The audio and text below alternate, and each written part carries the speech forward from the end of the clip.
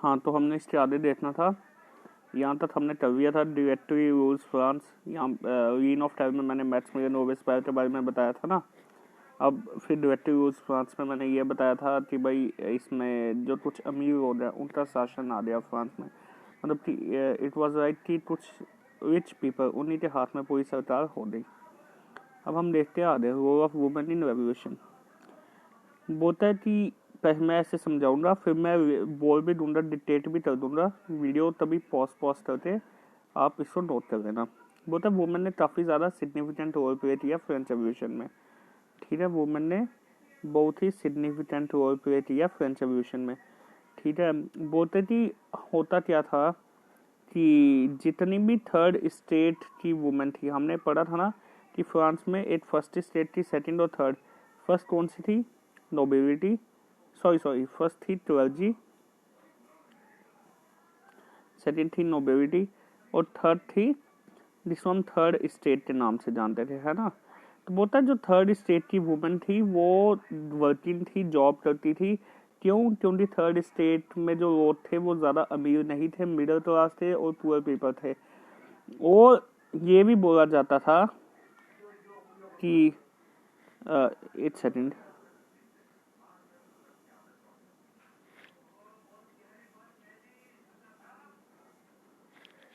इसको मैं ऐसे बना देता हूँ वीडियो को।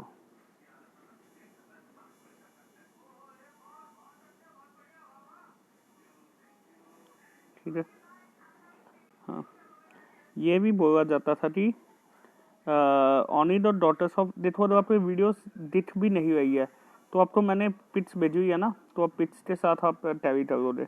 बोलते जो only the daughters of nobles and wealthier members of the third state था, इन्हीं को कॉन्वेंट में भेजा जा सकता है। कॉन्वेंट मतलब ये नहीं है कि हमारे यहाँ पे जो कॉन्वेंट स्कूल है, नहीं, मतलब कि स्कूल्स वगैरह इन्होंने यूज़ किया है। बाकी जो और फैमिलीज थी इनको besides of caring for families, मतलब फैमिलीज तो छोड़ते, फ्रेंच वुमेन को खाना भी पकाना पड़ता था, पानी भी लाना पड़ता था और क्यूज में भी खड़ा होना पड़ता था ब्रेड के लिए।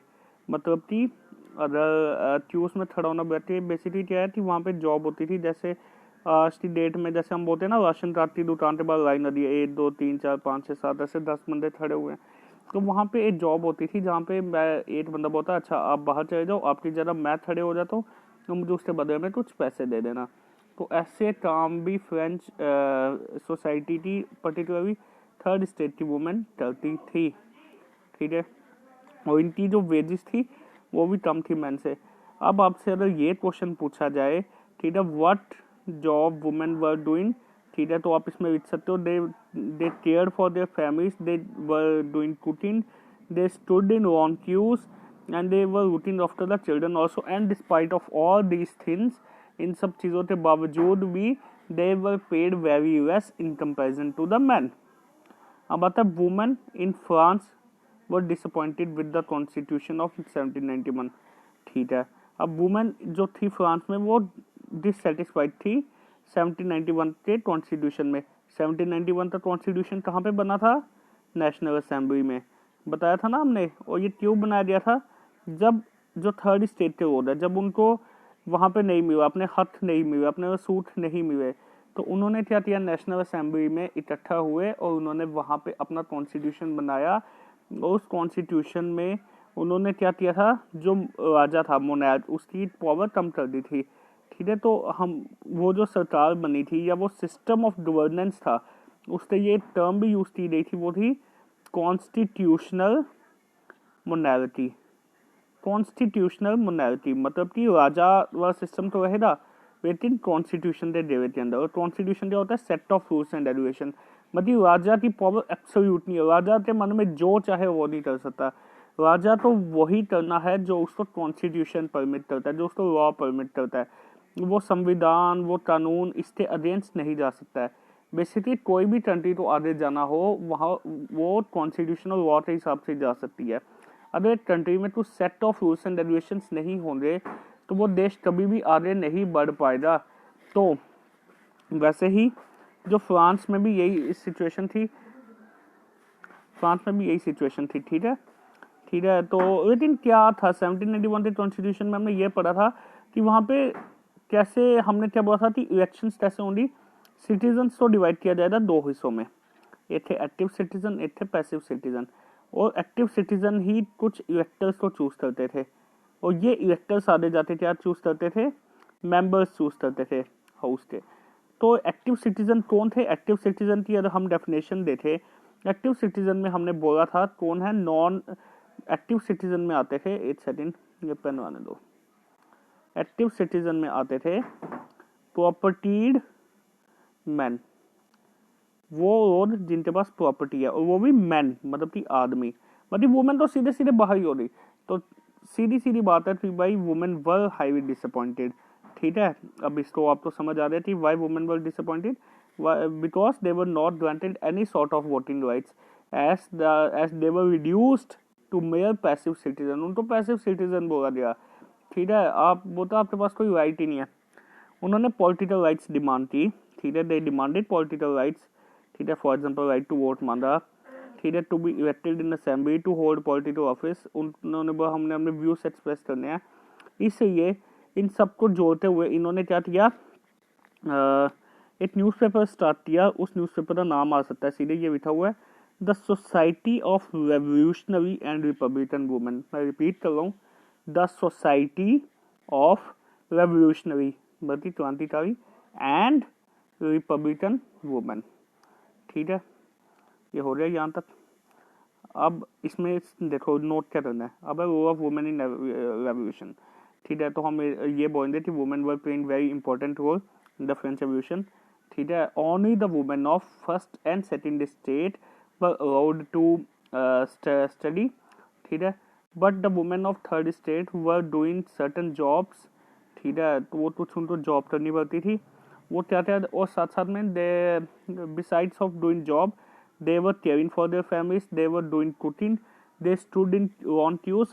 और क्वेश्चन आ जाए कि भाई why women in France were dissatisfied with the constitution of 1791, they were dissatisfied with the constitution of 1791 because they were reduced to passive citizen, they demanded political rights, उन्होंने political rights मांग ली, ठीक है, and therefore they started their own sort of मतलब कि उन्होंने अपने group बनाना start किए, and they started their own newspaper, ठीक है, आउट ऑफ विच कौन सा न्यूज़पेपर फेमस हुआ, अभी लिखा आपने, the society of revolutionary and republican women. अब laws passed to improve women life. अब ऐसा नहीं है, जब इन्होंने इतना वो किया, प्रदर्शन वगैरह किया कि भाई हमें कुछ दो, तो कुछ लॉस पास हुए। पहला क्या था, पहला लॉ पास हुआ कंपल्सरी एजुकेशन फॉर गर्ल्स, मतलब कि वुमेन के लिए भी एजुकेशन को कंपल्सरी कर दिया गया, ठीक है। तो ये पहला लॉ आ गया कि compulsory education for the girl. अब दूसरा लॉ क्या पास हुआ, दूसरा लॉ पास हुआ women could not longer be forced by marriages by their fathers, they could marry at their will. पहले क्या था कि लड़कियों के जो फादर है वो बोलते थे आपको इस पर्टिकुलर लड़के से शादी करनी है, और वो बात माननी पड़ती थी, लेकिन अब ऐसा नहीं था, ठीक है। Women can marry a boy of their choice, ठीक है, मतलब अगर वुमेन को कोई लड़का जो उनके फादर लेके आए हैं वो पसंद नहीं है, वो मना भी कर सकती हैं, और उनको कोई लड़का खुद से पसंद है लव मैरिज टाइप, तो वो भी कर सकती हैं, ठीक है। फिर उसके बाद आता है marriage was no a contract, ठीक है, which was registered under a certain law. पहले क्या होता था कि किसी ने, एक बंदा ए एक फीमेल है बी, इनकी शादी हुई, ठीक है, तो अगर ए चाहता है मैं डाइवोर्स लेना चाहता हूँ, वो कभी भी वुमेन को हरास कर सकता था, डाइवोर्स कर सकता था, जिससे वुमेन की डिग्निटी पे इफेक्ट होता था। मतलब ये थोड़ी ना कि किसी ने भी जब चाहे शादी की, ठीक है, और जब चाहे शादी तोड़ दी। अब एक ये रजिस्टर्ड हुआ है, मतलब कि अगर आपने वुमेन से शादी की है, अब आपका मैरिज सर्टिफिकेट बनेगा, और आप कभी भी मन चाहे डाइवोर्स नहीं ले सकते। मतलब कि अगर अब जैसे हमारे यहाँ पे डाइवोर्स की क्या प्रथा होती है, जैसे ए और बी, एक मेल फीमेल के बीच शादी हुई, अगर ए डाइवोर्स चाहता है, उसको डाइवोर्स तब तक नहीं मिल सकता जब तक बी भी ना मान जाए। मतलब कि डाइवोर्स तभी होगा जब दोनों पार्टियां हाँ बोलेंगी, किसी एक की मर्जी से डाइवोर्स नहीं हो सकता, ठीक है। अब उसके बाद आता है डाइवोर्स वॉज मेड लीगल, ठीक है, डाइवोर्स को लीगल बनाया गया, और दोनों both man and women can apply for it. मतलब कोई भी अप्लाई कर सकता है। अगर मैन ने अप्लाई किया तो वुमेन को मानना पड़ेगा, वुमेन ने अप्लाई किया तो मैन को मानना पड़ेगा। मतलब दोनों की रजामंदी एग्रीमेंट होगा तब जाके डाइवोर्स माना जाएगा, अदरवाइज डाइवोर्स माना नहीं जाएगा। और women could train for jobs, become artist and run small business. Women अपने अपने छोटे बिजनेस भी कर सकती थी, जॉब्स भी ले सकती थी। तो फाइनली फ्रेंच वुमेन को राइट टू वोट कब मिला? फ्रेंच वुमेन को राइट टू वोट मिला था यहाँ पे आया 1946 में। इनके जितने भी इनके क्लब्स वगैरह बने, हमें यह पता है जब रीन ऑफ टेरर आया जिसमें मैक्सिमिलियन रॉबिस्पायर था, सीधे गवर्नमेंट ने बोला कि जितने वुमेन क्लब है इनको बंद कर दो। और तो वुमेन का जो स्ट्रगल है इक्वल वोटिंग राइट का चलता हुआ, ठीक है। और इनको फाइनली 1946 में राइट टू वोट मिला, 1946 में। अब उसके बाद देखते हैं हम लास्ट में क्या है इसमें।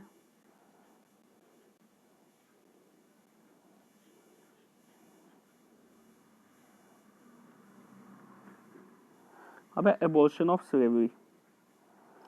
बोलते जो ग्रेटेस्ट सोशल रिफॉर्म आया था ना जैकोबिन गवर्नमेंट में, वो था abortion of slavery of French colonies. Slavery क्या होती है? एक सेकेंड, स्लेवरी क्या होती है? स्लेवरी होता है टाइप ऑफ स्लेव। क्या होते हैं? नौकर। क्या होता था, 3 कंट्रीज थी, 3 कॉन्टिनेंट्स, बट अगर मैं ज़्यादा बोलूँ तो एक नॉर्थ अमेरिका, एक यूरोप और अफ्रीका।